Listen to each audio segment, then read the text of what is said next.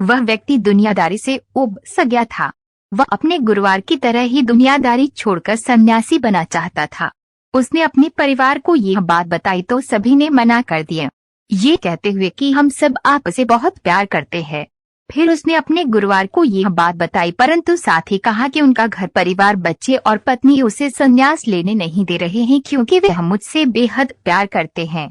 गुरुवार ने कहा, ये किसी सूरत में प्यार नहीं है। गुरुवार ने उसे बहुत समझाया पर वह व्यक्ति नहीं मान रहा था। फिर गुरुवार ने कहा, अच्छा ठीक है। गुरुवार जी उस व्यक्ति को मठ में ले गए। इसके बाद गुरुवार ने उसे योग विद्या सिखाई जिससे वह अपनी सांसें रोककर मुर्दे जैसी अवस्था में घंटों तक रह सकता था। यह सब सिखाने के बाद गुरुवार ने उसे एक योजना बताई और उसे घर भेज दिया। दूसरे दिन वो व्यक्ति अपने घर पर मुर्दा पाया गया। परिवार के सारे लोग इकट्ठे हो गए। सभी रो रहे थे, विलाप कर रहे थे। वही उसकी पत्नी सबसे ज्यादा दुखी हो रही थी।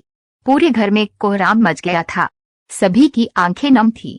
वह व्यक्ति मुर्दा अवस्था में था, मगर योग अभ्यास से आसपास के माहौल को महसूस कर सकता था और सुन सकता था। उसे बड़ा सुकून मिला कि उसका परिवार उसे कितना प्यार करते हैं। अंततः उसने संन्यास का इरादा त्यागने का फैसला कर लिया। कुछ ही देर बाद उस व्यक्ति के गुरुवार वहां पहुंचे। गुरुवार ने सभी को शांत किया और अपने शिष्य के पड़े शव को देखा।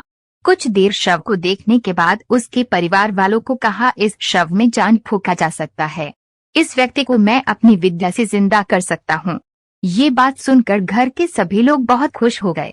सभी को एक उम्मीद की किरण नजर आ रही थी। फिर सभी ने उस सन्यासी से कहा, तो आप ये काम जल्द से जल्द करिए। इस पर उस सन्यासी ने कहा, एक समस्या है। इस कार्य लिए परिवार के किसी अन्य सदस्य को अपनी प्राण त्यागना होगा। यह सुनकर सभी लोगों की सांसें रुकी रह गई। सभी ने एक दूसरे को देखा।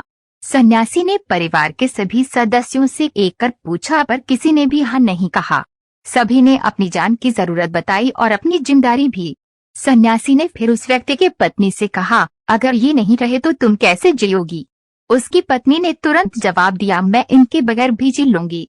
गुरुवार ने उस व्यक्ति के बच्चों से भी यही सवाल किया। उनका भी जवाब नहीं थी।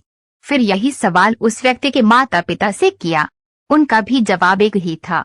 इसके बाद गुरुवार उस व्यक्ति के शव के पास आए और बोले, हे व्यक्ति, तुम उठ खड़े हो जाओ। वह व्यक्ति उठकर बैठ गया। फिर उसके गुरुवार वहां से जाने लगे। उसने अपने गुरुवार को रोका और गुरुवार से कहा, मैं भी आपके साथ चलता हूँ। अब उस व्यक्ति को समझ में आ गया था कि उसकी जरूरत उसके घर में कितना है। अब वे एक